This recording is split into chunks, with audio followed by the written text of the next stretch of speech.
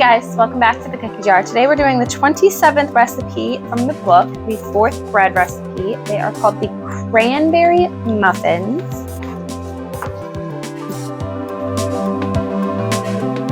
This page as well as this one right here.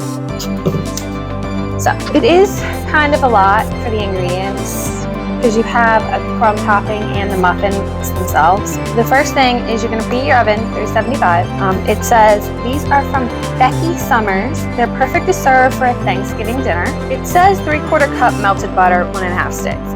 But then your instructions say melt the butter in a bowl with the dried cranberries. Why it would say in the ingredients melted butter if in the steps it says to melt the butter with the cranberries, it doesn't really add up. There's inconsistencies so early on. 3/4 cup butter, stick and a half. 1 cup white sugar, 2 beaten eggs, just whip them up with a fork, 2 teaspoons baking powder, half a teaspoon of salt, 1 cup dried cranberries, 2/4 cups flour, no need to sift, half a cup of milk, half a cup cranberry sauce, use whole berry, not jelly. And then it says crumb topping, half a cup of sugar, 1/3 of a cup of flour, 1/4 cup softened butter, half a stick. And then it's just mixing it up and baking it off with the crumb topping. It has a note sort of at the end. You get the can, it's like 15 ounces, you're only using half a cup. It says to portion off the other ones in half cup measurements and freeze it. Kind of like it did with the blueberry muffins with the pie filling. You froze it, saved it. Everything is laid out in the kitchen, so let's get in there and get started. This is all the things we will be using today. Okay, so the first thing we're gonna do is we're gonna take our 3/4 stick and a half of the butter, and to that we're going to add the cup of dried cranberries. There really isn't going to be any mixing that right now. It's just throwing it in the microwave and having it melt and then mixing it. Seems kind of a strange way to do it, but that's what it says. It took about 1.5 minutes, leftover chunks in there, try to get those melted in. So now that we've got this melted, it says just to set it aside and let it cool down. So it also has us greasing the bottoms of 12 count muffin pan. And then we've got the melted butter and the cranberries. And let's set that aside. And then it says measure out the sugar in a large bowl and add beaten eggs, baking powder, and salt. Mix thoroughly. For this, we're going to add our 1 cup of sugar, the 2 beaten eggs, the 2 teaspoons of baking powder, the half a teaspoon of salt, and it says to get that mixed up. So it says to stir in the cooled butter and plump cranberries. That's not gonna happen right away. That is super hot from being melted. I think that's gonna take at least probably another 3 minutes to cool down before you can add it into the eggs. You're basically rehydrating the cranberries. So now that we've gotten the sugar, the baking powder, the eggs, and the salt mixed up, and now that our butter and cranberries is cooled off, we are going to combine them.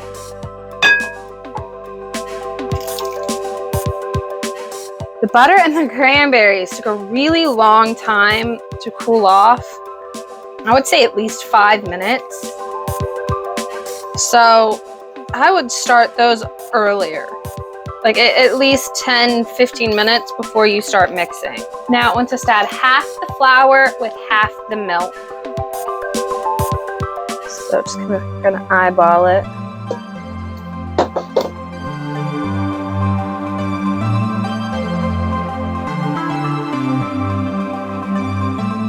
Now we add the rest of the flour and the rest of the milk.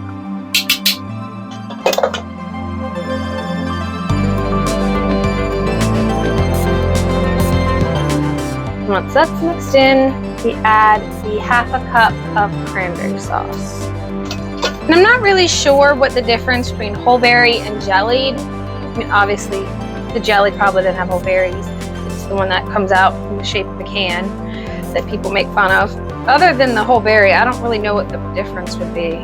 This is our muffin mix. Now it says to fill these 2/3 full. If you have extra, you can put them in a small tea loaf pan and fill it with your remaining dough. I don't want extra.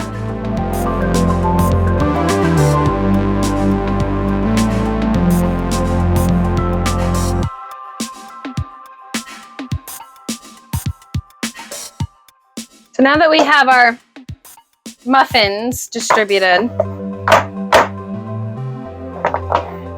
and for shoots and giggles, I filled this little pan with the rest because I don't have a T-Loaf pan. Now we need to make the crumble topping.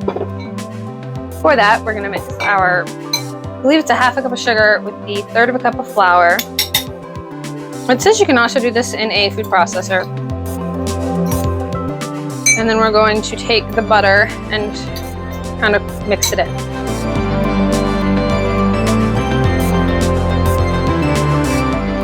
I'm not sure this is doing what it wants it to do. It's just kind of creaming together. It's not really crumbling. All right, so all the flour and the sugar is combined into the butter. So it says to fill the remaining space of the muffins with this, which isn't crumbly at all. It's just kind of butter with flour and sugar inside. I'm gonna have to get my hands messy. I don't like doing that, but yay. Okay. I'm trying to rip it up to the point where it's kind of crumbly.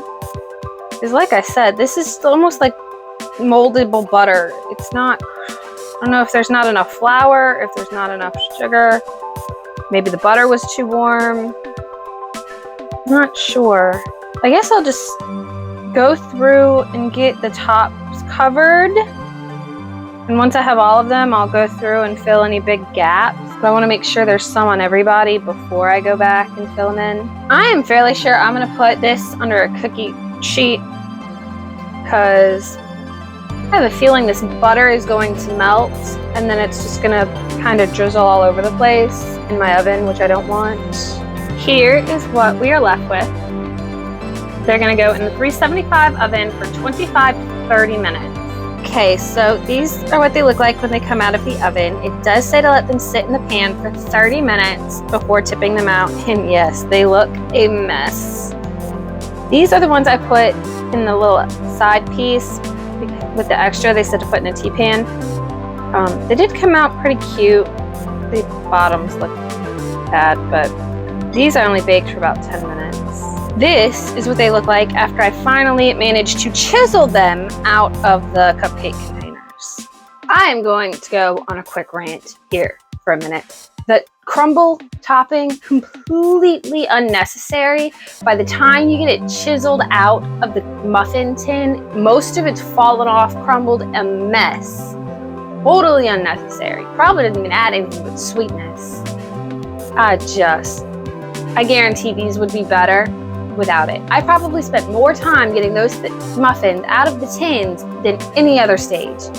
Ridiculous. Here's what the muffin looks like once it comes out.